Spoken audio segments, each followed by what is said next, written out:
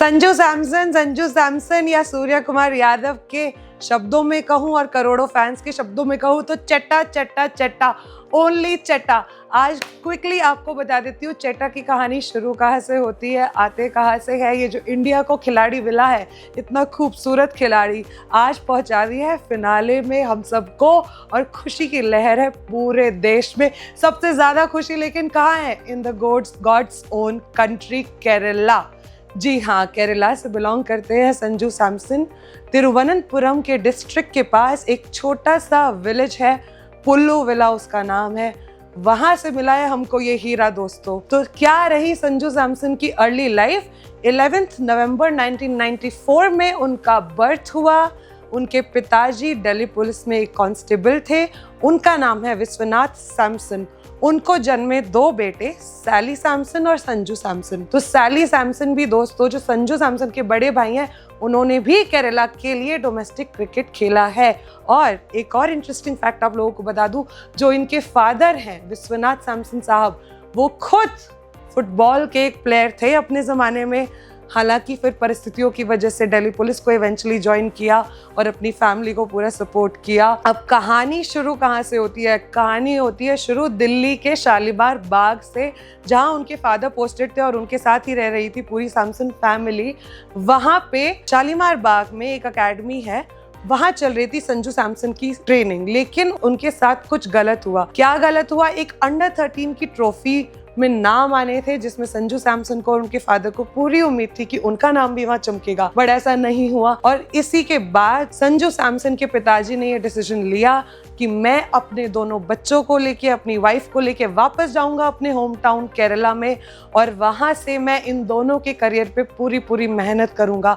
और बिल्कुल उन्होंने वही करके दिखाया। संजू सैमसन की कहानी लेकिन दिलचस्प इसलिए हो जाती है दोस्तों, क्योंकि बहुत पहले तो वो मिल गए थे हमको। मतलब कहते हैं ना कि हीरो को ढूंढ तो लिया था बहुत पहले, लेकिन पता नहीं किस्मत बोल दो या उनकी कुछ तो परफॉर्मेंसेस भी खराब रही। एक बीच में दौर था जब उन्होंने एज भारत पेट्रोलियम को भी एज अ मैनेजर ज्वाइन किया था। ये 2016 से 17 के आसपास का दौर था। खैर वो सब छोड़ो, अब जो मैटर करता है वही है जो उन्होंने करके दिखाया है हमारी टीम के लिए, हमारे देश के लिए, करोड़ों फैंस के लिए, आपके और मेरे लिए।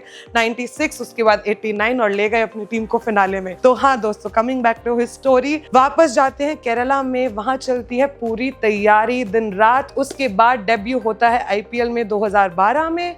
2015 में डेब्यू होता है T20 इंटरनेशनल में, इंडियन स्क्वाड में उनका चयन होता है।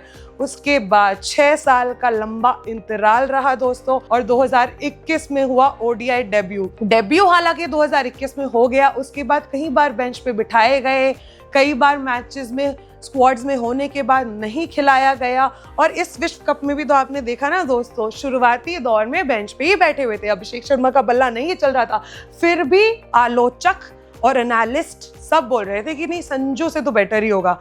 आते हैं संजू सैमसन पहले मैच में, हालांकि वो अर्धशतकीय पारी नहीं रही, कुछ 30 से 40 रन के बीच में उन्होंने बनाए थे, लेकिन जो इम्पैक्ट उन्होंने डाला था वहां से कहानी शुरू हो गई थी।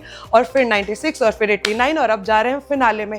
एक चीज और कवर करना चाहूंगी कि क्रेडिट सबको दिया जा रहा है, सूर्य कुमार यादव को भी दिया जा रहा है, गौतम गंभीर को भी दिया जा रहा है उनको बैक करने के लिए। वो किसको क्रेडिट देते हैं? जुबिन भरूचा को। जुबिन भरूचा, ये नाम जो राजस्थान रॉयल्स के फैंस हैं उनको अच्छे से पता होगा। राजस्थान रॉयल्स के टीम डायरेक्टर रहे एक लंबे अंतराल के लिए, और उससे पहले फर्स्ट क्लास क्रिकेटर थे इंडियन टीम के लिए अपने जमाने में। तो जुबिन भरूचा और संजू सैमसन ने इंडिया वर्सेस न्यूजीलैंड की जो बायलैटरल सीरीज थी 2025 के एंड में जो खेली गई थी, जिसमें हमने न्यूजीलैंड को धूल चटाई थी, उस सीरीज से ठीक पहले 4 दिन का कॉम्प्रिहेंसिव ट्रेनिंग प्रोग्राम हुआ तिरुवनंतपुरम में, जो जुबिन भरूचा और संजू सैमसन ने मिलकर पूरा किया। दिन में भी प्रैक्टिस हुई दोस्तों, रात में अंडर द लाइट्स प्रैक्टिस हुई। किस तरह की पिच आपको सामने मिल सकती है, हर पिच पे प्रैक्टिस हुई, ब्लैक सॉइल पिच हो, रेड सॉइल पिच हो, चाहे सीमेंटेड पिच हो। इतनी पूरी तैयारी के साथ वो गए थे इंडिया वर्सेस न्यूजीलैंड खेलने। और जुबिन भरूचा ने खुद बोला कि मैं बहुत सरप्राइज था कि उस जो 4 दिन का वो कॉम्प्रिहेंसिव एक प्रोग्राम था हमारा, उसका असर इंडिया वर्सेस न्यूजीलैंड में कैसे नहीं दिखा मुझे नहीं मालूम। फिर आता है विश्व कप और फिर आते हैं संजू सैमसन, और भरूचा जी की तैयारी क्या दिख रही है, क्या खूब दिख रही है, क्योंकि अब उनके गेम में हमको दिख रहा है ठहराव।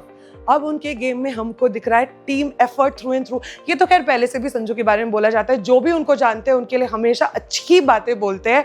संजू सैमसन ने सेल्फलेसली लास्ट दोनों गेम्स में खेला है, शतक के इतने पास आने के बाद भी दोस्तों वो सिर्फ इंडियन टीम के बारे में सोचते रहे।